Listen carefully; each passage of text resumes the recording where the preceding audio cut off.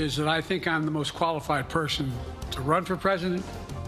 Now at 6 on Connecticut's news station, the president continuing his pitch that he is the man for the job. But Democratic Congressman Jim Himes here in Connecticut doesn't seem to agree, why he says the president should not run for re-election. Education concerns staying in the spotlight for Waterbury schools after the Board of Ed ousts the school superintendent. What we know this morning about the situation. And Frontier facing a hefty fine from state regulators. What Pura accuses the company of doing and not doing. All local, all morning. This is Fox 61, Connecticut's news station. Good morning, sunshine. 6 o'clock on this Friday, or Friday, as I like to say. Got to sprinkle a little razzle dazzle on it. Thank you for waking up with us here on Fox 61 and Fox 61 Plus. I'm Symphony Privet. And I'm Keith McGilvery. We sure are glad you're spending part of your day with us. There's a third member of the squad today, meteorologist Matt Scott standing by. We have a lot of humidity still, although it's a little lower than yesterday. Yesterday was pretty sticky.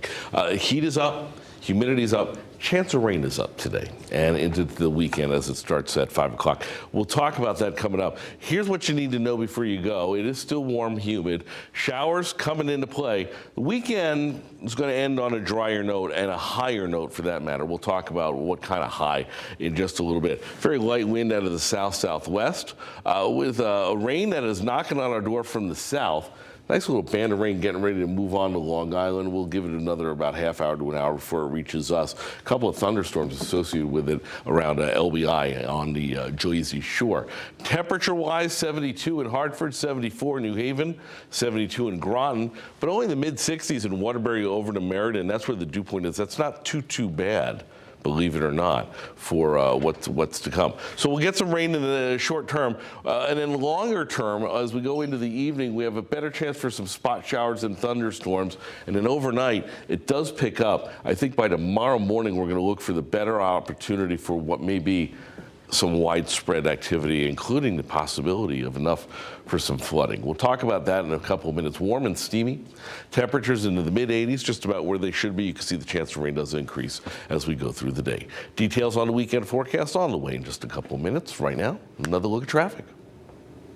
Alrighty, thank you, Matt. Let's go ahead and see how this commute is shaping up on a Friday morning. A beautiful one out there. Taking a look at the statewide map. A lot of green out there, which means things are moving along just fine. As we take a live look at I-84 through downtown Hartford, the sun is coming up, and it's a nice start to your Friday out there.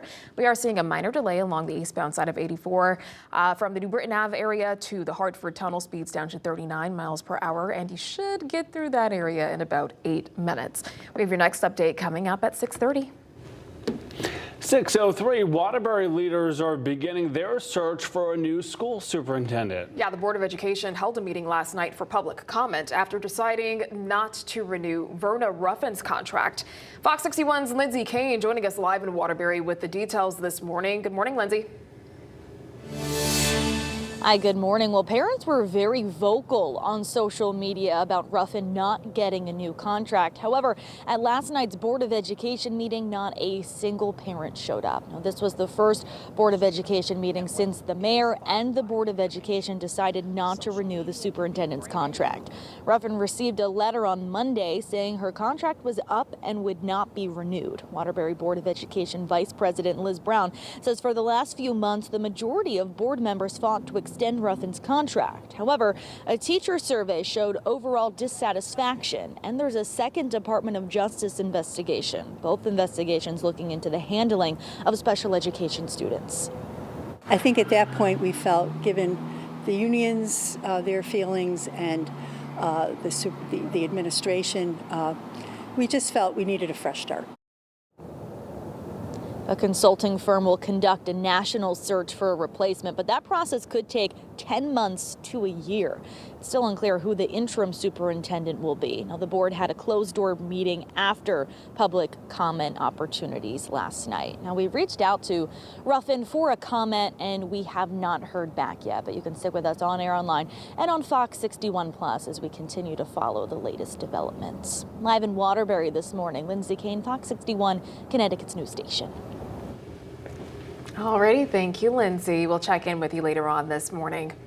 And as the countdown to Election Day continues, there are more calls for President Biden to decline the Democratic nomination. Connecticut Representative Jim Himes making that call moments after the president's speech. In a statement, Himes said Biden is a remarkable leader of unparalleled public service. He also said the president's legacy is secured in American history. With that said, Himes said it is time to make way for a new generation of leaders. President Biden speaking to reporters after the NATO summit ended yesterday in D.C. He answered a question about the summit and the future of his presidential candidacy, the president remaining defiant in his run for a second term. He was also asked about his position about Vice President Harris's ability to defeat Trump if she was the candidate. Look, I wouldn't have picked Vice President Trump to be vice president because I think she was not qualified to be president. So let's start there. Number one. The fact is that the consideration is that I think I'm the most qualified person to run for president. I beat him once, and I will beat him again. Secondly, the idea, I served in the Senate a long time.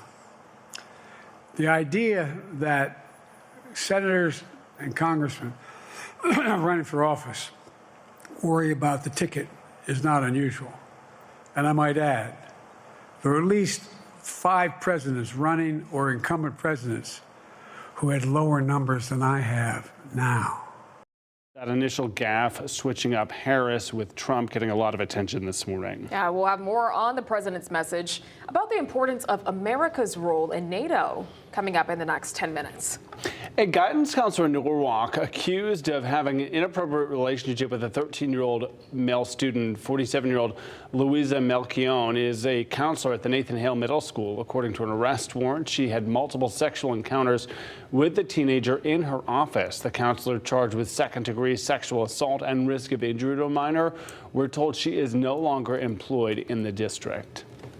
Heads up for anyone who relies on SNAP benefits. The state is warning people of a rise of thieves targeting EBT cards and draining them before families even have a chance to use it. Recent data shows an 1,800% increase in thefts of SNAP benefits. Officials say thieves are using skimming devices and phishing text scams, asking people to update their card information and include things like their PIN numbers. Now, there are a few things you can do to protect yourself. First up, do not respond to unsolicited texts or calls claiming to be from the state. When in doubt, hang up or reach out directly to the state. Now, it's also helpful to change your PIN regularly.